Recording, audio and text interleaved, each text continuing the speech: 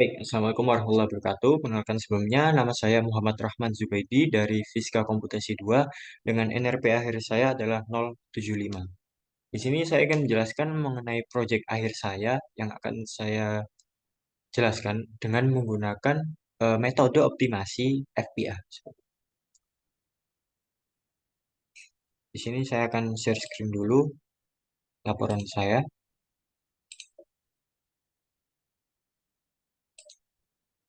Nah, seperti yang saya jelaskan tadi, di sini proyek saya yaitu menggunakan optimasi dengan metode Flower Polination Algorithm atau FPA dengan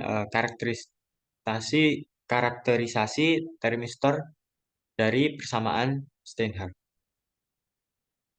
dengan dosen pengampu saya yaitu Bapak Sungkono, dan selanjutnya kita akan membahas awalnya dari studi kasus. Di sini persamaan Steinhardt adalah persamaan matematika yang digunakan untuk menghubungkan antara suhu dan resistansi pada termistor type NTC atau negatif temperature coefficient. Persamaan ini merepresentasikan matematis yang lebih akurat untuk respons suhu ke resistansi dibandingkan dengan model linear sederhana. Nah, di sini kita ketahui bahwa persamaan Steinhardt dapat dinyatakan sebagai 1/T sama dengan A plus B dikali ln R plus C dikali ln R pangkat 3. Dengan T adalah suhu dalam skala Kelvin, yaitu 273,15 dalam Celcius, 0 derajat Celcius. Lalu untuk R yaitu resistansi termistor dalam satuan ohm, dan ln adalah fungsi logaritma natural atau logaritma basis E. Nah, di sini kita memiliki persamaan yang dapat diketahui dari persamaan di atas, yaitu R sama dengan E pangkat akar 3 Y min X per 2 min akar 3 Y plus X per 2. Dengan X sendiri kita dapat ubah, yaitu sama dengan 1/C dalam kurung A minus 1/T. Lalu untuk Y-nya kita juga dapatkan, yaitu akar B per 3C pangkat 3 ditambah X kuadrat per 4.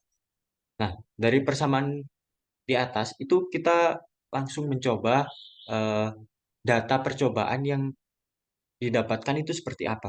Nah, data percobaan yang didapatkan yaitu seperti ini.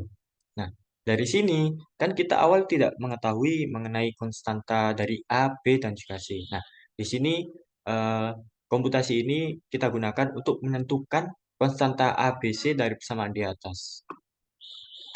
Nah, untuk logika berpikir, saya akan menjelaskan menggunakan foto yang sudah saya tulis dalam kertas.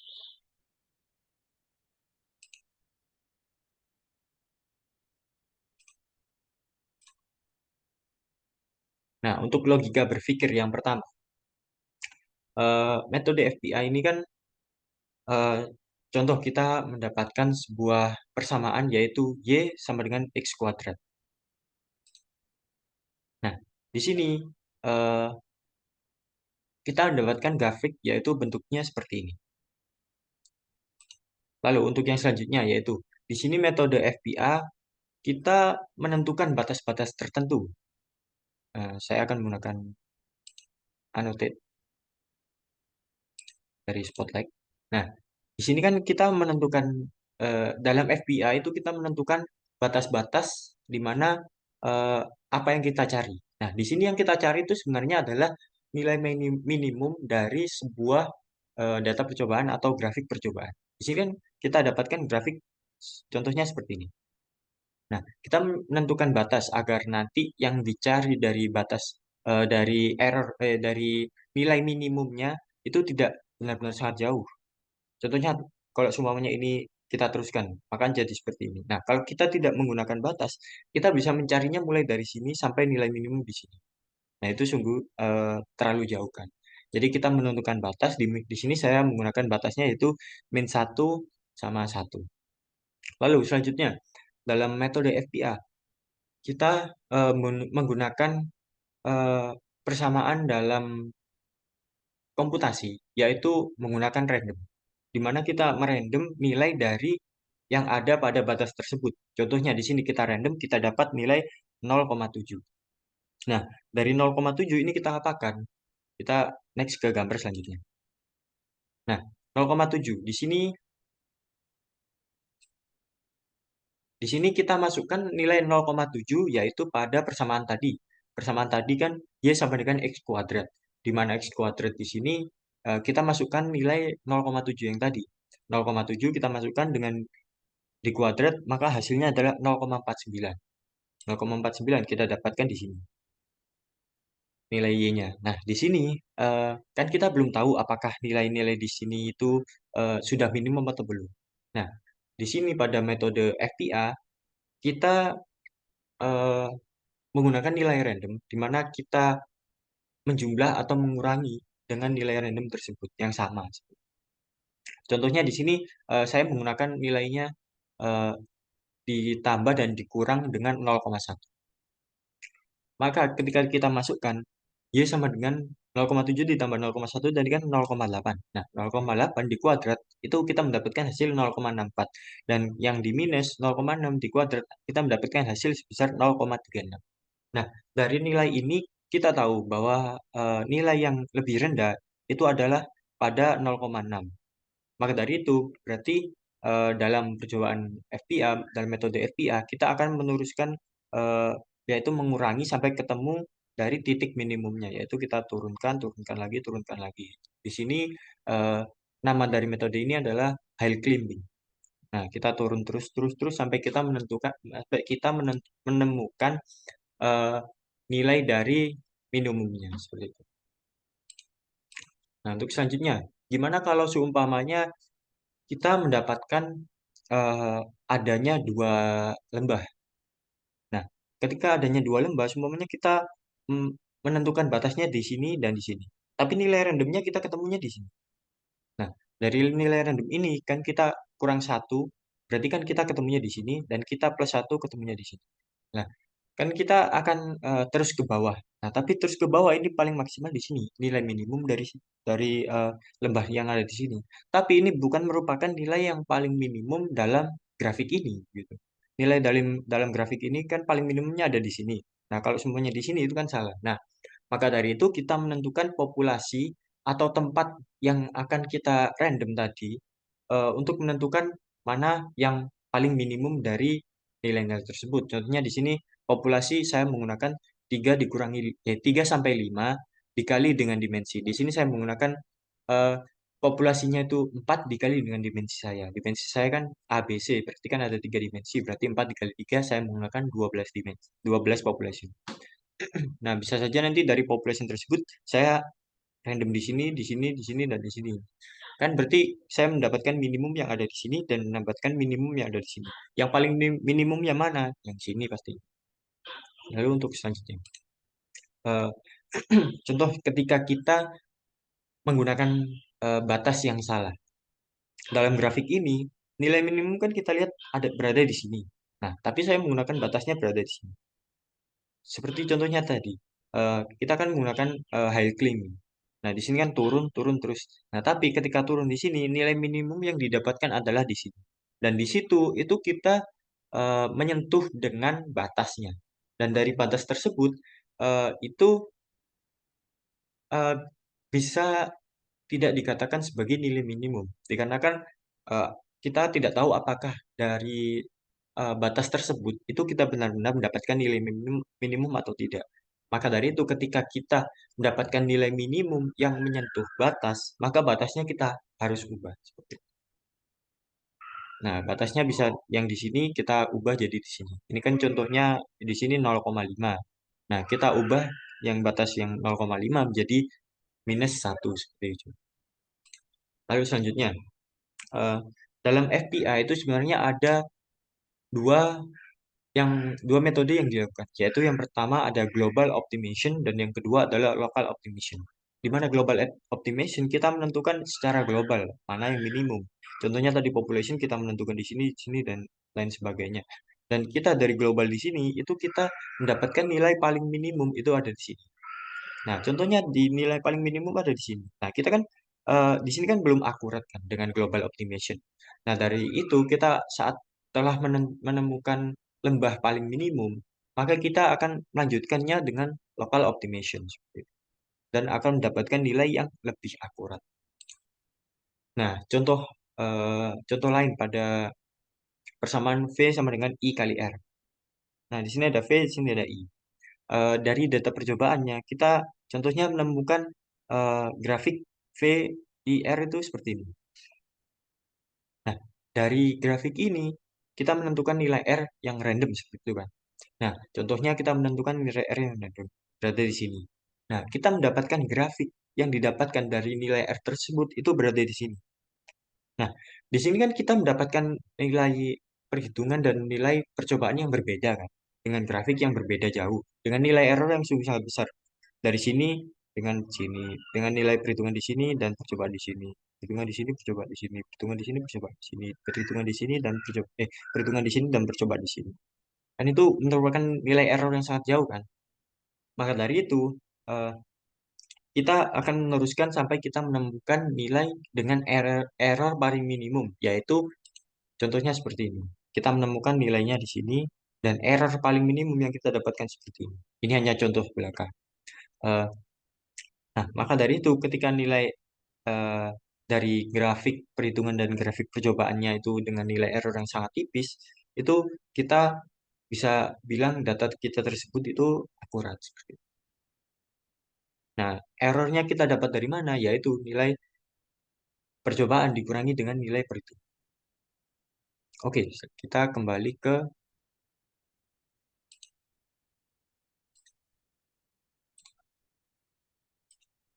dokumen tadi, laporan tadi. Nah, di sini kan sudah saya jelaskan mengenai function dari eh, FPA sendiri. Nah, di sini adalah merupakan function dari FPA sendiri. Fungsinya seperti ini, seperti yang saya jelaskan tadi. Ini adalah komputasinya jadi seperti ini. Lalu untuk selanjutnya, kita menentukan step awal dari yang akan kita gunakan. Contoh nilai awal di sini yang saya gunakan adalah T dengan nilai 0 derajat Celcius sampai 100 derajat Celcius. Maka nilai Kelvinnya adalah 273,15 sampai 373,15. Dengan population yang tadi kita menggunakan 4 population dikali dimensi kita, di mana dimensi kita adalah 3, maka 4 kali 3 sama dengan 12. Lalu untuk P sendiri ini merupakan nilai probabilitas yang mungkin akan terjadi pada global optimization dan local optimization.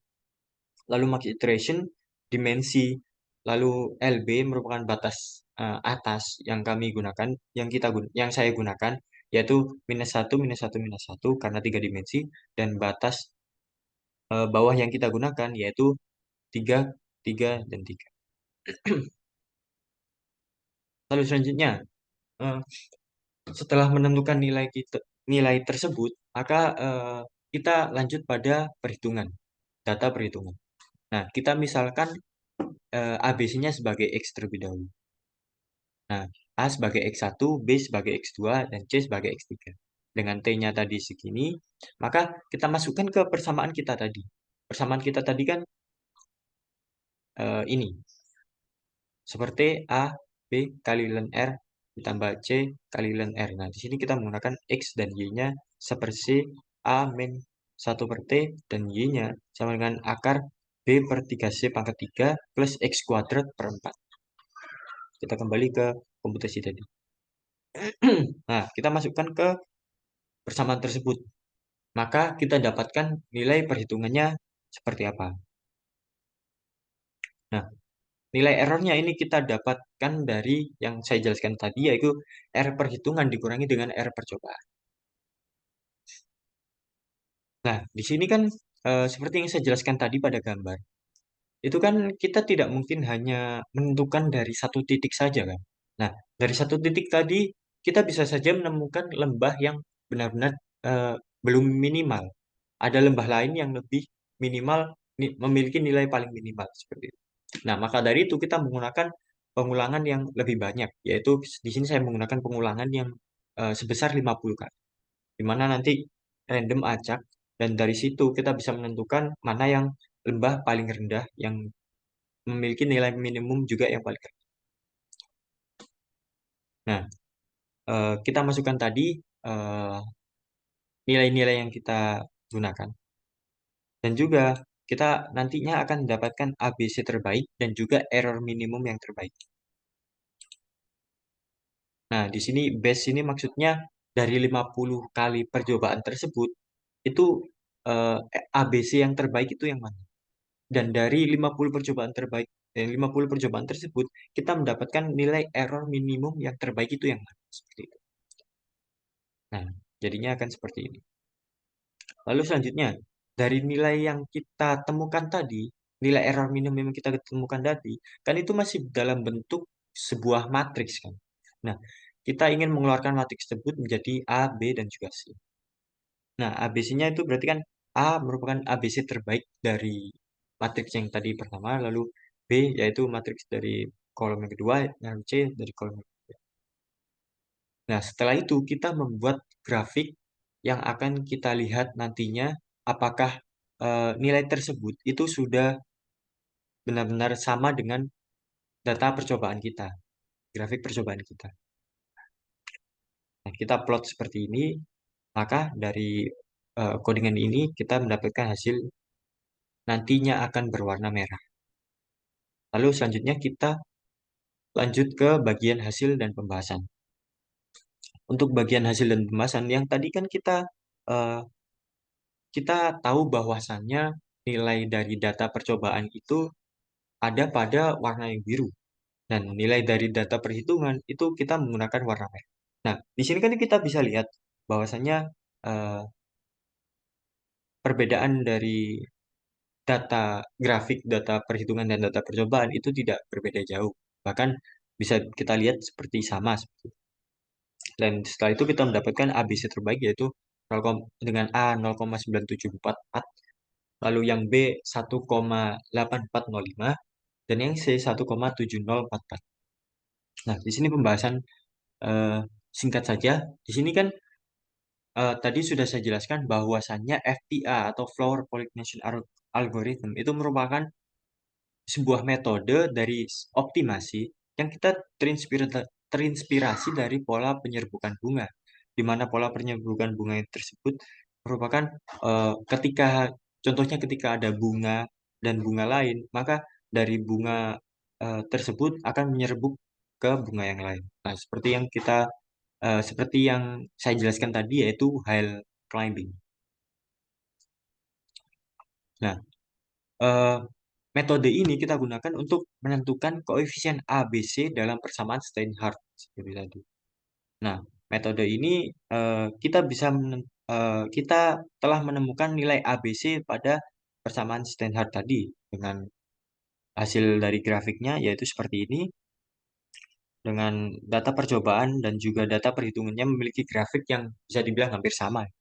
Dan juga ABC terbaiknya kita tadi mendapatkan A sebesar 0,9744 dan B 1,8405 dan C 1,7044 dengan nilai error yang benar-benar sangat kecil yaitu 3,2418 dikali 10 pangkat minus 5. Itu benar-benar sangat kecil bukan? Dan dari error minimum yang benar-benar sangat kecil, kita bisa mengetahui bahwasannya eh, data yang kita lakukan ini benar-benar sangat akurat sekali. Nah, dari percobaan yang telah dilakukan, hasil dari errornya yaitu sebesar 0,000032418. Dan di sini benar-benar sangat kecil, kita bisa katakan bahwasannya komputasi ini benar-benar sangat akurat seperti itu. Dan nilai ABC-nya juga benar-benar sangat baik. Dan kita solusi dari komputasi yang kita dapatkan ini yaitu ABC terbaik, error minimum, dan juga grafik perbandingan nilai percobaan dan nilai perhitungan. Baik, selanjutnya kita akan berpindah ke bagian komputasinya, yaitu kita akan mencoba running di MATLAB. Nah, ini tadi merupakan function FPA yang sudah saya jelaskan tadi, yang akan kita gunakan dalam file utama kita, yaitu data-data yang kita dapatkan. Lalu untuk perhitungannya juga kita lakukan di sini, dan juga untuk menentukan grafiknya akan seperti apa kita lakukan di sini. Baik, karena kita akan run. Nah, di sini kan kelihatan sangat lama, lumayan lama kan. Nah, di sini lamanya kenapa? Dikarenakan kita menggunakan 50 kali percobaan. Nah, tapi di sini 50 kali percobaan itu semakin besar percobaannya, semakin banyak percobaannya, maka ya akan semakin baik seperti itu. Dengan error minimum juga yang akan benar-benar sangat kecil. Baik, kita tunggu sebentar. Nah, sudah keluar. Ini merupakan hasil dari eh, percobaan atau komputasi yang kita lakukan dan hasil runningnya jadi seperti ini. Seperti yang ada pada gambar tadi dilakukan dengan nilai eh, percobaan, data percobaan itu bernilai berwarna biru dan nilai dari data perhitungan itu berwarna merah. Kita bisa lihat ini bisa dibilang hampir sama ya dengan yang tadi nilai error minimum yaitu 0,00034 bla bla bla. Berarti benar-benar sangat kecil.